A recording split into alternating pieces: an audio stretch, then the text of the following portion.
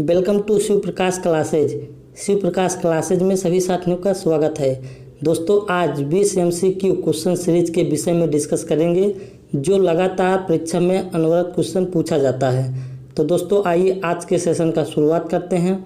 आपका पहला क्वेश्चन आपके स्क्रीन पर, तड़ित चालक का आविष्कार किसने किया था? यानी तड़ित चालक का आविष्कार किसने किया था? आपका ऑप्शन ए है ग्राहम बेल, बी है बेंजामिन फ्रैंकलिन, सी है आइंस्टीन, डी है इनमें से कोई नहीं। तो आपका ऑप्शन सही हो जाएगा ऑप्शन बी, यानी तड़ित चालक का आविष्कार बेंजामिन फ्रैंकलिन ने किया था।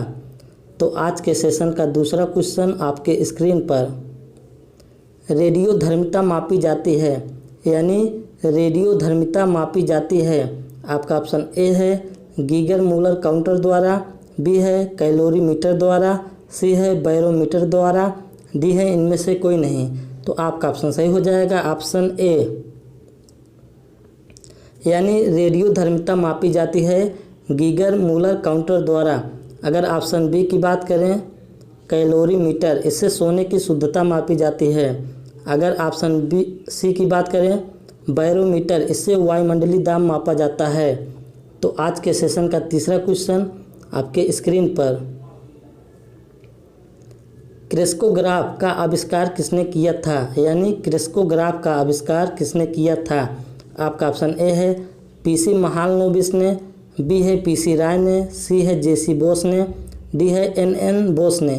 तो आपका ऑप्शन सही हो जाएगा ऑप्शन सी, यानी क्रेस्कोग्राफ का आविष्कार जेसी बोस ने किया था। तो आज के सेशन का चौथा क्वेश्चन आपके स्क्रीन पर, law of floating, law of floating सिद्धांत की खोज किसने की थी? तो आपका ऑप्शन ए है न्यूटन ने, बी है आर्किमिडीज ने, सी है पास्कल ने, डी है गैलीलियो ने। तो आपका ऑप्शन सही हो जाएगा ऑप्शन बी, यानी लॉ ऑफ फ्लोटिंग सिद्धांत की खोज आर्किमिडीज ने की थी। तो आज के सेशन का पांचवा क्वेश्चन आपके स्क्रीन पर, सापेक्ष आर्द्रता मापी जाती है, यानी सापेक्ष आर्द्रता मापी जाती है। आपका ऑप्शन ए है हाइड्रोमीटर, बी है हाइग्रोमीटर, सी है लैक्टोमीटर, डी है एक्टिनोमीटर। तो आपका ऑप्शन सही हो जाएगा ऑप्शन बी, यानी सापेक्ष आर्द्रता मापी जाती है हाइग्रोमीटर द्वारा। अगर ऑप्शन ए की बात करें हाइड्रोमीटर, इससे अपेक्षिक घनत्व मापा जाता है। अगर लैक्टोमीटर की बात करें तो इससे दूध की शुद्धता मापी जाती है।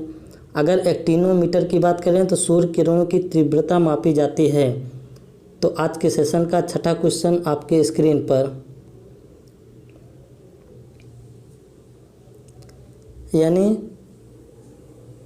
हेली का धूमकेतु सूर्य की परिक्रमा करता है, हेली का धूमकेतु सूर्य की परिक्रमा करता है। तो आपका ऑप्शन ए है 46 वर्षों, आपका ऑप्शन बी है 76 वर्षों, आपका ऑप्शन सी है 60 वर्षों, आपका ऑप्शन डी है 50 वर्षों। तो आपका ऑप्शन सही हो जाएगा ऑप्शन बी, यानी हेली का धूमकेतु सूर्य की परिक्रमा करता है तो 76 वर्षों में, यह एक बार 76 वर्षों के बाद दिखता है। मतलब यानी जब आज दिखेगा तो आज के बाद 76 साल बाद फिर यह दोबारा दिखेगा। यानी हेली का धूमकेतु सूर्य की परिक्रमा करता है तो 76 वर्षों में। तो आज के सेशन का सातवां क्वेश्चन आपके स्क्रीन पर, त्रिविमीय चित्र किसके द्वारा लिया जाता है? यानी त्रिविमीय चित्र किसके द्वारा लिया जाता है? आपका ऑप्शन ए है फोटोग्राफी, बी है होलोग्राफी, सी है रेडियोग्राफी, डी है फोटोक्रोमेटिक। तो आपका ऑप्शन सही हो जाएगा ऑप्शन बी, यानी त्रिविमीय चित्र किसके द्वारा लिया जाता है? तो होलोग्राफी द्वारा लिया जाता है।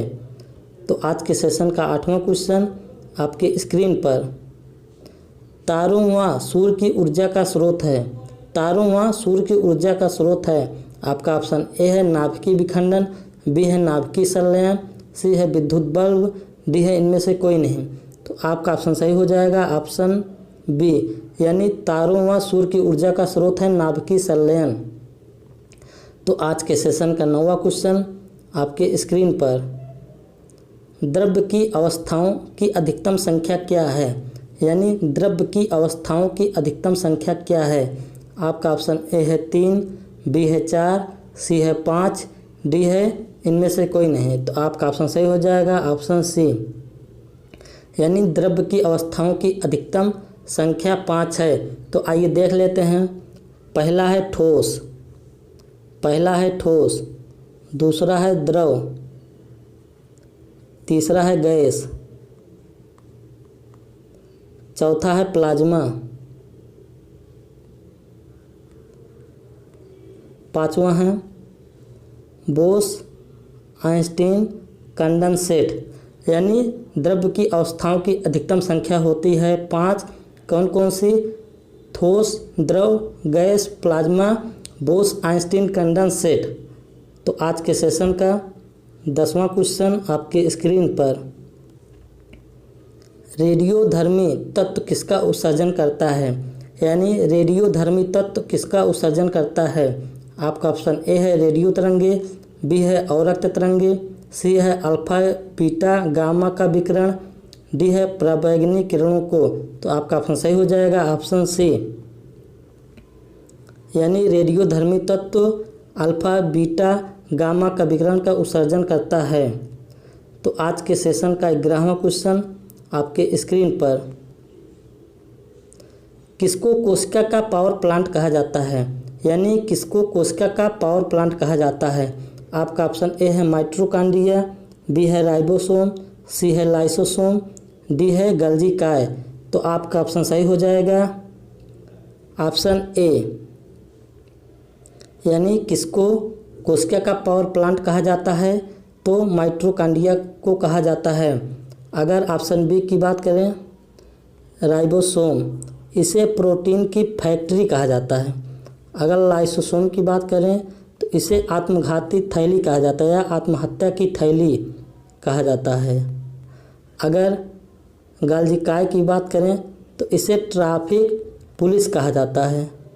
यानी माइटोकॉन्ड्रिया को कोशिका का पावर प्लांट कहा जाता है, राइबोसोम को प्रोटीन की फैक्ट्री कहा जाता है, लाइसोसोम को आत्महत्या की थैली कहा जाता है और गोल्गी काय को ट्रैफिक पुलिस कहा जाता है। तो आज के सेशन का 12वां क्वेश्चन आपके स्क्रीन पर। आरएनए का प्राथमिक कार्य होता है, यानी आरएनए का प्राथमिक कार्य होता है। आपका ऑप्शन ए है प्रकाश संश्लेषण, बी है प्रोटीन संश्लेषण, सी है ए व बी दोनों, डी है इनमें से कोई नहीं।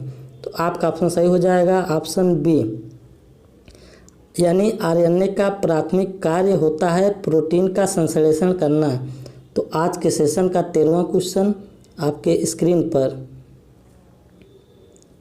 राइबोसोम्स होते हैं, यानी राइबोसोम्स होते हैं। आपका ऑप्शन ए है डीएनए, आपका ऑप्शन बी है आरएनए, आपका ऑप्शन सी है प्रोटीन, आपका ऑप्शन डी है इनमें से कोई नहीं। तो आपका ऑप्शन सही हो जाएगा ऑप्शन बी, यानी राइबोसोम्स होते हैं आरएनए में। तो आज के सेशन का 14वां क्वेश्चन आपके स्क्रीन पर। आनुवांशिक यूनिट अर्थात जीन होते हैं। आनुवांशिक यूनिट अर्थात जीन होते हैं। आपका ऑप्शन ए है कोशिका कला में, बी है गुणसूत्रों में, सी है लाइसोसोम में, डी है इनमें से कोई नहीं। तो आपका ऑप्शन सही हो जाएगा ऑप्शन बी, यानी आनुवांशिक यूनिट अर्थात जीन होते हैं गुणसूत्रों में। तो आज के सेशन का 15वां क्वेश्चन आपके स्क्रीन पर। डीएनए की दोहरी संरचना का पता लगाया था, यानी डीएनए की दोहरी संरचना का पता किसने लगाया था? आपका ऑप्शन ए है मॉर्गन ने, बी है वाटसन और क्रिक ने, सी है हरगोबिंद खुराना ने, डी है डी ब्रीज ने। तो आपका ऑप्शन सही हो जाएगा ऑप्शन बी, यानी डीएनए की दोहरी संरचना का पता वाटसन और क्रिक ने लगाया था। तो आज के सेशन का 16वां क्वेश्चन आपके स्क्रीन पर। सबसे पहले डीएनए को अलग किसने किया? आपका ऑप्शन ए है फ्रेडरिक मिशन ने, बी है वाटसन और क्रिक ने, सी है फोबस लेओने ने, डी है इनमें से कोई नहीं। तो आपका ऑप्शन सही हो जाएगा ऑप्शन ए, यानी सबसे पहले डीएनए को अलग किसने किया? तो फ्रेडरिक हाफ मिशन ने, यानी डीएनए को सबसे पहले अलग फ्रेडरिक हाफ मिशन ने किया था। तो आज के सेशन का 17वां क्वेश्चन आपके स्क्रीन पर। प्रयोगशाला में सर्वप्रथम प्रयोगशाला में सर्वप्रथम डीएनए का संश्लेषण किसने किया? तो आपका ऑप्शन ए है मिलर ने, बी है हरगोबिंद खुराना ने, सी है केल्विन ने, डी है इनमें से कोई नहीं। तो आपका ऑप्शन सही हो जाएगा ऑप्शन बी, यानी प्रयोगशाला में सर्वप्रथम डीएनए का संश्लेषण हरगोबिंद खुराना ने किया था। तो आज के सेशन का 18वां क्वेश्चन आपके स्क्रीन पर। डीएनए अंगुली छाप। डीएनए अंगुली छाप का प्रयोग किसकी पहचान के लिए किया जाता है? आपका ऑप्शन ए है माता पिता, बी है बलात्कारी, सी है चोर, डी है सभी तीनों। तो आपका ऑप्शन सही हो जाएगा ऑप्शन डी, यानी डीएनए अंगुली छाप का प्रयोग किसकी पहचान के लिए किया जाता है? तो सभी तीनों के लिए किया जाता है। तो आज के सेशन का 19वां क्वेश्चन आपके स्क्रीन पर। विषाणुओं में होता है, यानी विषाणुओं में होता है।